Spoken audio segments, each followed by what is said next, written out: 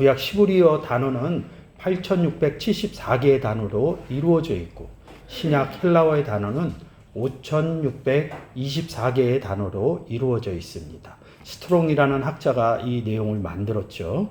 그래서 오늘은 224번째에 해당되는 알유론이라는 단어에 대해서 여러분과 같이 은혜를 나눠보겠습니다. 지금 이 단어는 많이 연결되어 있지는 않아요. 뭐 감따에서 유래, 밀가루, 가루 이렇게 써 있는데 이 밀가루 내용도 많이 나오지 않아요. 여러분들이 아시듯이 구약에서 이런 내용들을 많이 보셨으리라고 봅니다. 이 단어가 연결되어져 있는 그런 부분들의 내용으로 한번 보도록 하겠습니다. 이 알유론이라는 단어는 딱 한 단어하고만 연결이 되어 있어요.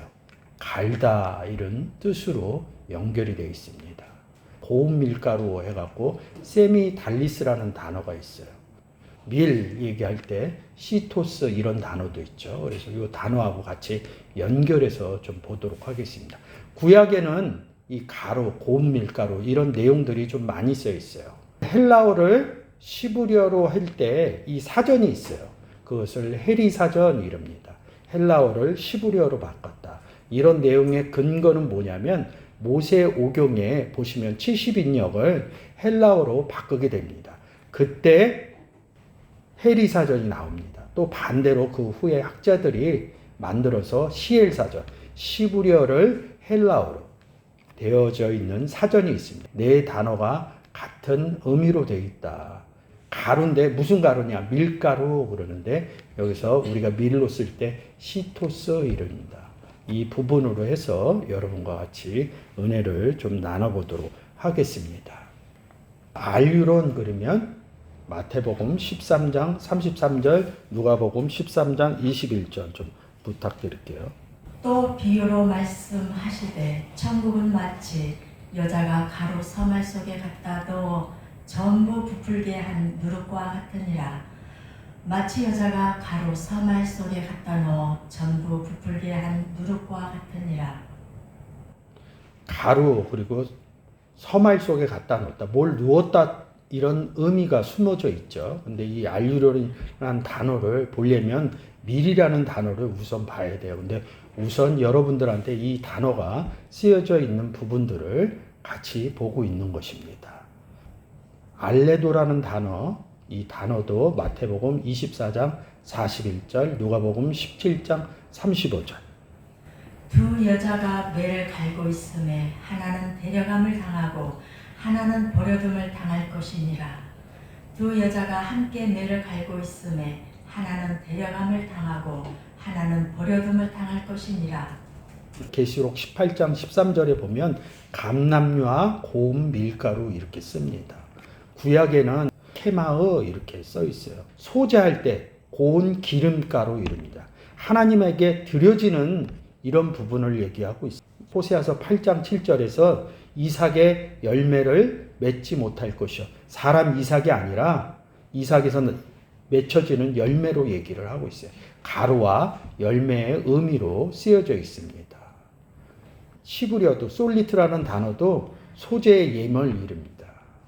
소재의 예물에 고운 가루로, 예물을 드리는 자는 고운 가루로, 함께 드릴 소재를 갖추되 밀가루에 에바 6분의 1로 드려라 이런 내용, 하나님께 드려진다는 거예요. 이 고운 가루가. 가루의 의미는 그 의미로 쓰여져 있습니다. 가루인데 밀가루 이렇게 얘기를 하잖아요. 요한복음 12장 24절. 내가 진실로 진실로 너희에게 이르노니 한 알의 밀이 땅에 떨어져 죽지 아니하면 한 알 그대로 있고 죽으면 많은 열매를 맺느니라. 밀이 땅에 떨어졌다 이럽니다. 그러니까 우리가 생각할 때는 곡식을 심는 부분으로 얘기를 하는데 내가 진실로 너희에게 이르노니 이렇게 얘기를 합니다.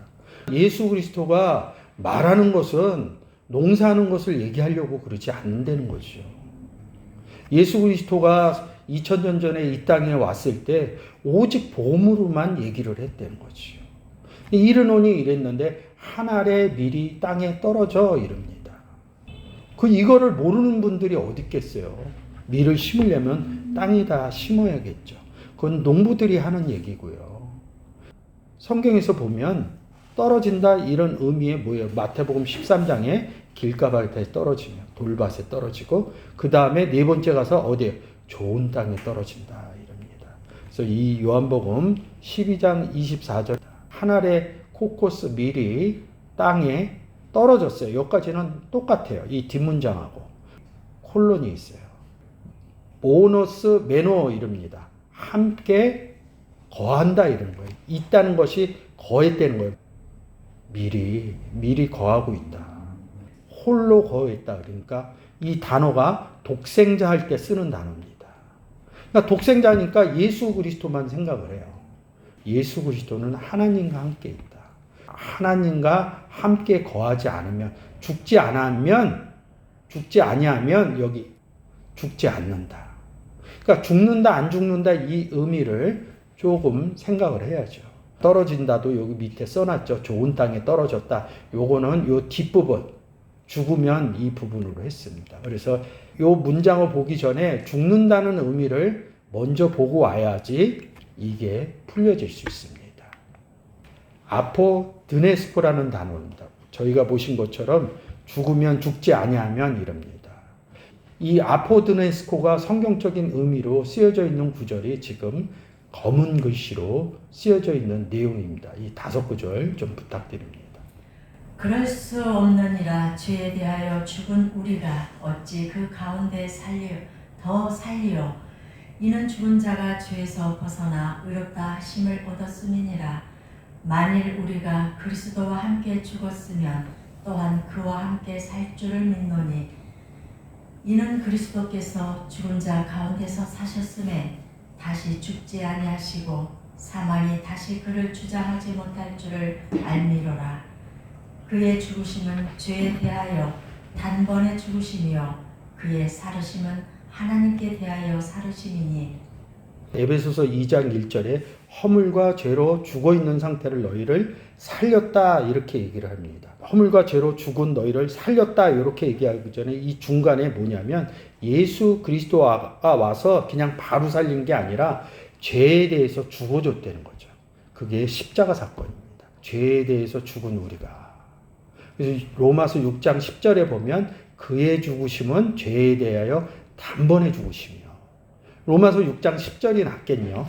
허물과 죄로 죽었던 너희들에게 그의 죽으심이 죄에 대하여 단번에 죽으심으로 너희를 살렸다. 이렇게 얘기를 해야 에베소서 2장 1절이 정확할 것 같습니다. 그래서 이 죽는다 의미는 죄에 대해서 죽는다 이 의미를 갖고 있어야 됩니다. 계시록 14장 13절입니다. 또 내가 들으니 하늘에서 음성이 나서 가로되 기록하라. 지금 이후로 주 안에서 죽는 자들은 복이 있도다 하시매 성령이 가라사대 그러하다. 저희 수고를 그치고 쉬리니 이는 저희의 행한 일이 따름이라 하시더라.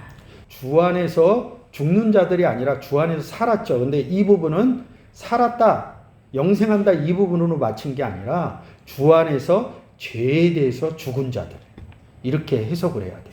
이게 아포뜨네스코의 의미입니다. 땅에 떨어졌어요. 그럼 죽어야겠죠? 근데 죽지 아니하면 그대로 있고 죽으면 열매를 맺느니라. 열매가 되느니라. 죽고 살고 이런 의미가 뭐에 의해서? 미래에 의해서. 그럼 이 미래의 의미는 뭐예요? 죽고 산다 이런 거. 로마서에서 본 것처럼 주에 대해서 얘기하는 거죠. 그러면 이 밀이 땅에 떨어져서 죽었다, 죽지 아니한다 이렇게 얘기하면 뭐예요? 이 밀이 예수 그리스도라는 거죠.